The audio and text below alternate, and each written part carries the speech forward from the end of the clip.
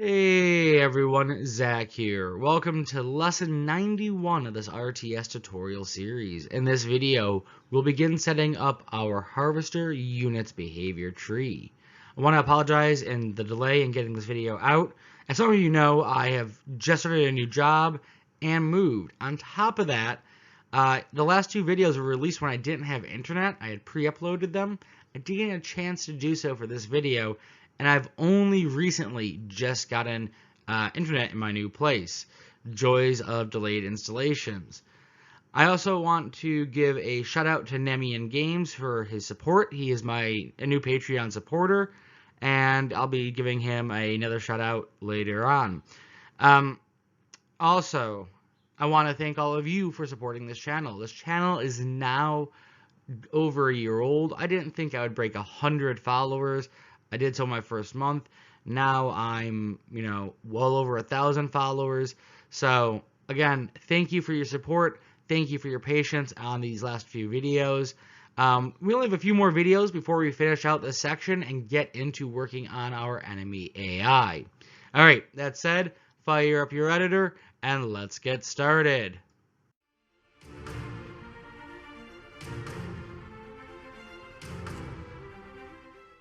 Hey everyone, welcome back to the editor, and in this video we're going to start our harvester's engineer tree. We're going to knock out the service for it. The first thing we want to do is, just for ease of testing, we're going to delete the engineer, and we really don't need the vehicle for testing anymore either, so we're going to delete that as well. Next, let's just go to our units. Let's open our harvester unit for a moment. We want to check one thing. I'm pretty sure I did this in an earlier video, but I am paranoid enough that I didn't, but I did. There we go. We see it's actually setting the AI type there. So if you don't have the set AI type, our first test will not work. And let's knock out that first test. And that test will be to make sure the tree runs when we call it. So we're going to create a new behavior tree, BT harvester unit. And let's open that tree up. Just going to pin it in there. We're going to set our blackboard to our player unit, go back to our tree, open up our player unit base, and in here we are going to find our harvester. We are going to run behavior. The behavior we're going to run is the harvester unit, and we'll just name this run harvester tree. Let's take our test loop here, copy it, bring it into here, plug that in, save, go back here, we should see the loop, there's that loop, go back to our map here. I didn't put the harvester unit in, so let's go ahead and grab a harvester unit, put it somewhere near the start of the map, or the player start, drop that in, make sure it's spawned as false, and hit play. Alright, there's our unit, do job, there it goes, running in random directions. So our first test is working, it's recognizing the tree. Let's go into the tree, let's delete that, save it again, go back here, make sure that loop is gone. It is. Again, if you have that issue where the loop for some reason remains, just reset the tree over here. Alright, we are going to have two branches, but we're going to have one selector branch first, and this will be determine deposit or harvest. We're going to have from here a sequence, which will be our harvest sequence. And our other sequence will be our deposit sequence. Actually, it would have been easier to just do one of the branches and then copy part of it over, but that's because we're going to have the same decorator on both of these, just with one minor difference. But before we get to that decorator, what we need to do is create a service that determines, should we be harvesting or should we be depositing? So let's create a new service using our BT service blueprint base, and go back to the main window, go to your AI folder, and we're going to rename this as BTS harv find resource.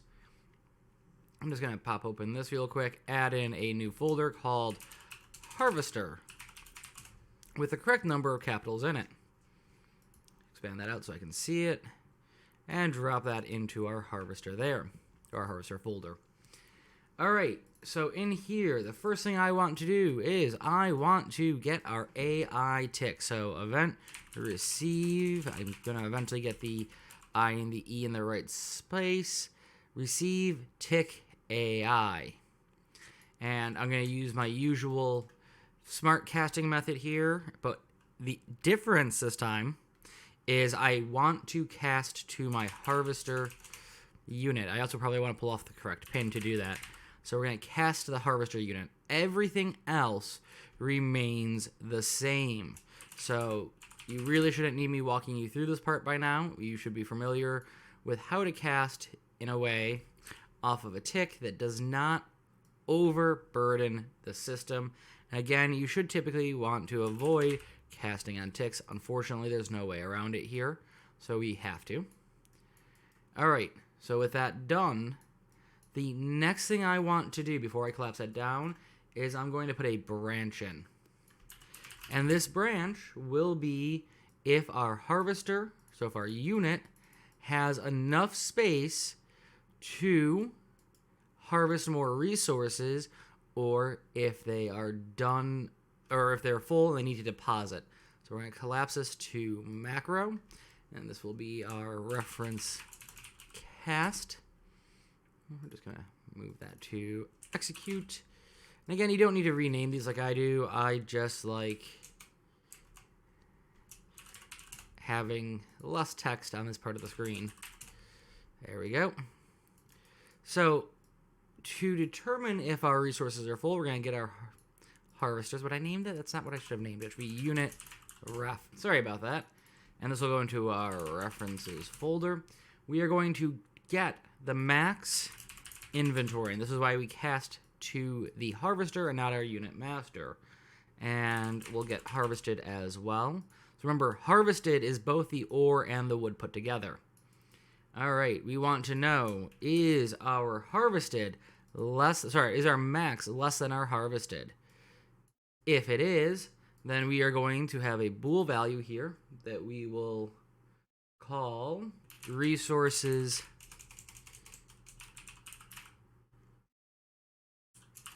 filled. We're going to just leave it like that for now. We will, and we're going to put this into a bool category. We will put one on the true. This will be, of course, set to true at this point. This will be set to false. This is what we're going to use to determine which branch of this we go down. So we're going to have a blackboard setter after this, but let's take care of that in a moment. Let's think about this in terms of our overall game logic. Does our unit have room to harvest stuff? That makes sense, right? Well, there's something else we need to consider. If you don't remember, back in the day, we set it up so that our player itself, or themselves, have limited amount of resources. So we have our wood resources and our max wood resource, which we're currently over, by the way. So we should probably change that. Let's set this just to 1,000. So now we're not over our max wood resource. Our ore is 1,200 right now. Our max ore is 1,500. That's good enough. So we should also probably check, though, do we have room for these resources? So to do that, we're going to break this for a moment. We're going to take all of this and move it off to the down here. And we are going to create a new function. We'll create it out here and then collapse it down like I like to do. And we're going to get our unit reference. If I can grab the right thing. From here, we are going to get our controller. Again, our player controller, not our AI controller. And we want to get our wood resource.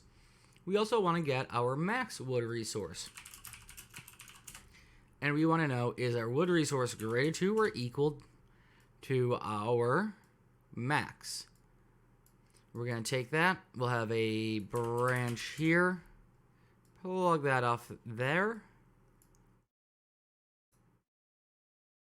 And move that into there. And we're going to have one more bool variable, which will be wood maxed. And we will put this into our bool category. Off the true, we'll mark that as true. Off the false, it will be false. Let's take all of this Let's just copy it over here. And let's get our OR resource instead. Plug that into there. And delete that. Max OR resource. So that was a getter. That was a setter I meant, not a getter. We want the getter. There we are. Now we have the getter in place. We're going to have another branch. And we're going to plug that into there. Put that there. And there we go. So that tells us if we've maxed... Oh, sorry. That doesn't. We need one more thing. Or maxed as a bool variable. And we're going to plug that into there. Mark that as true. And mark this one as false. All right, we're going to take all of this now. And we are just going to collapse to function. This function will be check resource storage. All right, line that back up. Pop this open. And let's add in our return notes because we do need them. And I'm just going to make my life a tiny bit easier. Grab everything on this top line here. And line it up. All right. So we'll do our return node. All right, that's all good. Close it out. Now we have to do one more thing. We have to actually check if there's room. We're just checking which one is not available right now. So grab this wood maxed and the OR maxed, and we're going to do an AND check here. And the logic to this might be a bit off. You might have to iterate this. And the reason why I'm saying that is when I wrote this originally, I was going to have a third branch on our behavior tree for the type of resource, but I decided to go a different route. And so my logic was set up for that. So we might iterate this. It will work regardless. It just might be a cleaner way to do that. So we're going to have a branch in here. And if this is true, if both of these are true, then what we want to do is we want to set our unit to be idle. So we're going to create our status enum, which will be our unit status enum. We'll put this in a category called enums, even though this would be the only enum in here, is idle. We're going to create two blackboard selectors. One will be status. One will be resource is... So yeah, one will just be resources, because I have switched the names around, unfortunately. And this will be a blackboard key selector. Let's put this in blackboard key. And also make sure that's exposed. This will be a blackboard key selector as well. Go into the same category. Again, make sure we can edit it elsewhere. We're going to get it status here.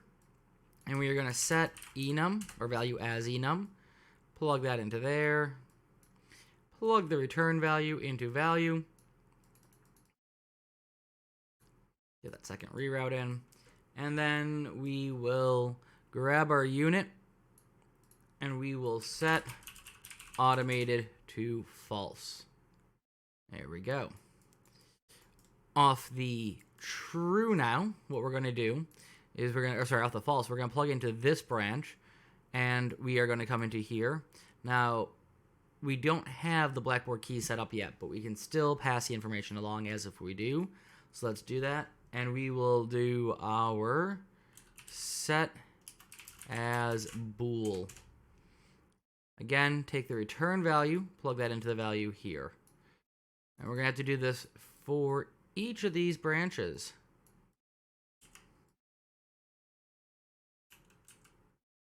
All right, so copy all of that, paste it into there, or plug it into the false branch.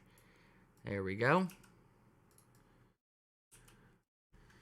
All right, go back to here, go to your behavior or your blackboard, add a new key, and this will be resources filled. So yes, the names aren't going to match properly like I like to have them, but resources filled and resources should line up fairly obviously. Select your determined deposit or harvest, add a service, and it'll be the harv find resource. So, just going to rename this as find resource. Our status is status, and our resource or resources is resources filled. There we go. Next, to make sure it's going down to the right branch, we're going to select our harvest. We're going to right-click. We're going to add a decorator. It will be a blackboard decorator. Select that decorator. Go to resources filled, and it is not set. So if this is false, so resources not filled. With the decorator selected, Control C, click on the deposit, Control V. This will be resources filled, and we want this one to is set. All right, so that takes us through what we need to do in this episode. All of that said, we're going to run a very quick test to make sure it works. What we're going to do, however, is we're going to go into here, and we're just going to put a breakpoint on a receive tick, and I'm going to skip over the reference cast when we do this. I'm going to hit play. I'm going to hit play. I'm going to select my unit.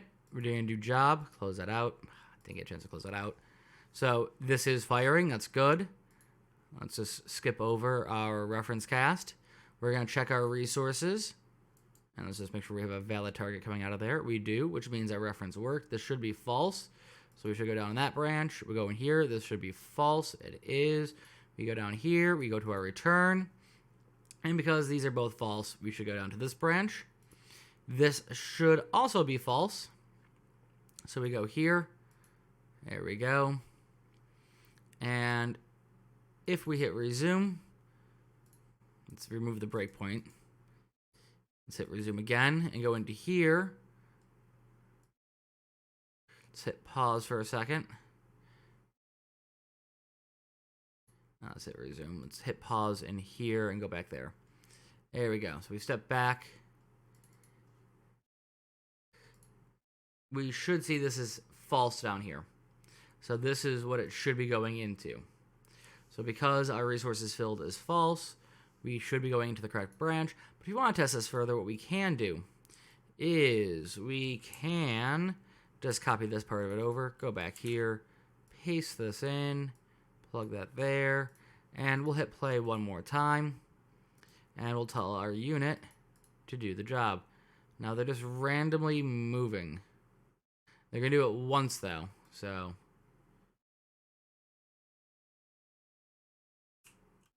there we go. I'm not sure why she did it once, actually. She shouldn't have, but it will keep running on this over and over again. So if we go back here, we'll see it's on this move to location. And the reason why we're having a bit of an issue with it not moving properly is the location type is busy, which isn't correct. That should be location type. And that should actually resolve why it glitched out that first time. But our service is working, and that takes us through what we needed to do in today's lesson. All of that said, if you've enjoyed this video, consider becoming a subscriber on Patreon or hitting that like button down below. Both really help this channel out. And if you want to be here when we continue our behavior tree for our harvester unit, go ahead and hit that subscribe and notify icon so you know when the next video is out. And as always, I look forward to seeing you in next video, and I hope that you have a wonderful day.